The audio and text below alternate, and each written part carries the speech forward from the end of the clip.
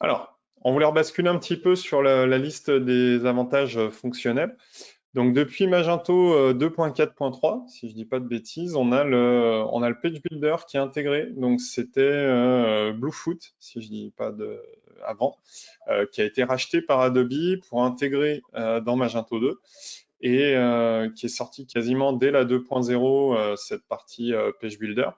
Mais à la base, il était que dans Adobe Commerce et depuis 2.4.3, ils l'ont intégré en open source. Donc maintenant, dans vos Magento 2, si vous êtes allé jusqu'à la version 2.4.3, ce que je vous encourage et même au-delà pour l'aspect sécurité, vous avez accès du coup pour tous vos champs WYSIWYG à un page builder. Donc là, je vous ai mis un screenshot. On pourra vous partager une démo vidéo si vous le souhaitez, où il y a ça, je pense, sur le site de 410. Mais vous pouvez aller gérer des lignes, des colonnes, des textes, différents types de médias, du slider, tout ce que vous voulez, pour du coup aller enrichir vos pages et être vraiment autonome sur la gestion avec de la possibilité de sauvegarder du template, de voir de l'aperçu en mobile, etc. Voilà. On est vraiment sur quelque chose de très intéressant en termes de personnalisation de contenu et du coup ça permet vraiment d'appuyer la capacité de conversion de vos sites e-commerce et pas juste d'aller faire du HTML ou un peu du statique qui serait pas très très élégant. Voilà.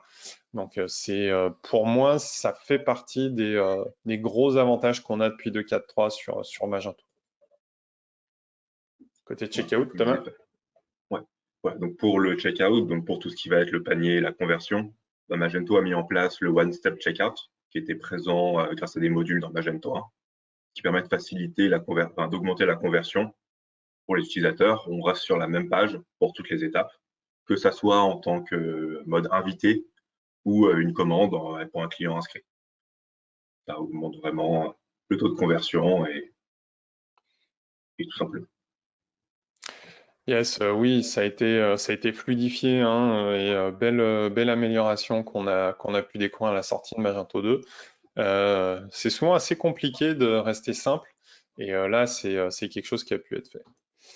Ouais, Tac, de plus en plus tu de parlais de la modules aussi. segmentation. Ouais, Pardon. j'allais juste ajouter que de plus en plus de modules maintenant apportent aussi le paiement intégré au site, avec des modules Mm. comme Stripe ou autres, pour ne même plus sortir du site. Yes. Ça, du coup, et puis, autre avantage de Magento 2, il y a un large panel de PSP qui sont rattachables. Et d'ailleurs, si vous venez nous voir, nous, on a quelques partenariats avec différents PSP pour justement vous permettre d'optimiser vos coûts par transaction. Donc, n'hésitez pas à nous solliciter pour ça si ça peut être un axe d'amélioration pour vous de votre marge. Voilà. Je vous parlais de la segmentation tout à l'heure. Donc ça, c'est une fonctionnalité qui est présente dans Adobe Commerce, mais qu'on peut aussi mettre avec un module. Donc ça, c'est un module. Celui-là, c'est celui de Mirasvit, qui est un bon éditeur sur Magento qu'on recommande, qui permet de l'intégrer dès la version open source, avec une capacité donc de relancer du client qui n'achète pas assez souvent, de mieux travailler votre fidélité pour développer un peu plus la récurrence, ou le panier moyen avec des codes promo dédiés, ce genre de choses. Voilà. Donc ça, pour moi, c'est un vrai levier pour développer son chiffre d'affaires et pas d'être juste en permanence en train de se dire, OK, il faut qu'il y ait plus de gens qui arrivent sur mon site. Non, c'est de travailler en fait ce que j'appellerais votre communauté de clients, enfin votre base client aujourd'hui. C'est quelque chose d'assez intéressant sans forcément avoir besoin d'aller greffer un CRM dessus de manière complexe. Voilà. Là, je prends la slide SEO, Thomas. Ouais, vas-y. Euh, ça, sur du coup l'avantage, je vous le disais, sur la personnalisation et l'indépendance technologique, c'est que dans Magento, vous allez pouvoir aller très loin sur les développements techniques orientés SEO. Typiquement, sur un Shopify, en gros, vous allez pouvoir faire des optimisations au niveau du thème, voilà, front, mais vous allez avoir du mal à aller trafiquer beaucoup le modèle de données. Voilà.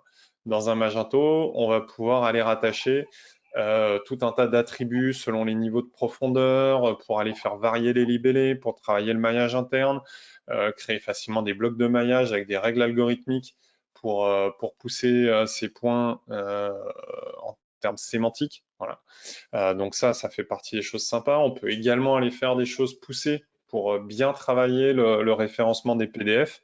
On a une méthode chez 410 intéressante là-dessus, où typiquement, ce qu'on va faire, c'est que si Google vient, il voit le fichier PDF.